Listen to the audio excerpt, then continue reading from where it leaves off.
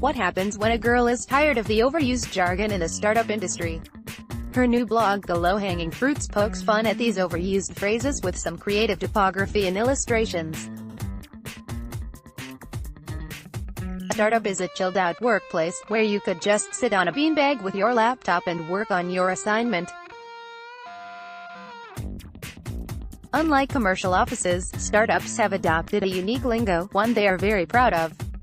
But for some people who have been working in startups for a long time, these overused phrases start to lose their value. Sneha Keshav is one of them. This Mumbai girl has worked in startups in India as well as in New York, and has found many similarities in the lingo used in startups of these two cosmopolitan countries. Her new blog, The Low-Hanging Fruits, pokes fun at these overused phrases with some creative typography and illustrations. Sneha, who currently works for a tech startup in New York, talks about the idea behind her blog. Being a self-aware bunch, we are constantly poking fun at the phrases we often use, like ship it, or ironically use phrase like design is my passion, while sharing really bad design examples with each other. As the list of cringeworthy jargon kept getting longer, I saw it as constant fodder for a new side project, similar to my previous 100 Days project. Sneha Keshav. So, what exactly is the low-hanging fruit? This project is a reflection on how our vocabulary morphs in different situations and pokes fun at it. It takes the form of your self-aware bestie meets your borderline sarcastic sibling, and if people can share a few laughs at how pretentious all this ends up sounding, I will say mission accomplished, the 30-year-old blogger explains.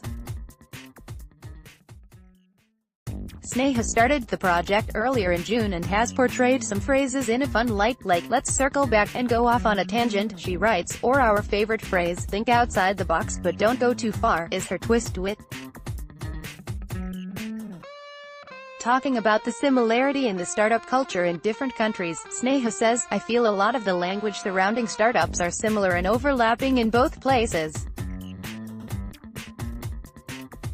I personally am fatigued by disrupt, or disruptive, and innovative. So overused, they have become table stakes for startups at this point. There's another one, table stakes, she laughs. Her previous project, Taming of the F. Carry, was a hit among her followers. Here, she tried to find alternatives for the word FK, and completed a 100-day project. Talking about her previous project, Sneha says, I think people found the sheer number and versatility of fucks given, or withheld, funny. It was interesting to see the many conjugations of the word FK we so often use. But it's easier for people to relate with the swear word, as most of us use it on a daily basis, than some startup lingo, which very few people are aware of.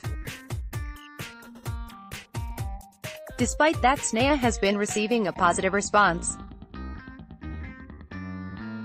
Whether people work in a startup or not, I have seen people chuckle at the designs and suggest ideas for new posts, which goes to show they relate to it, says the visual strategist. Sneha herself works at the startup, and her colleagues and friends also inspire her to come up with some overused phrases. Though this is not a timed project like the last one, Sneha thinks she can easily touch a century, given the number of phrases she has heard.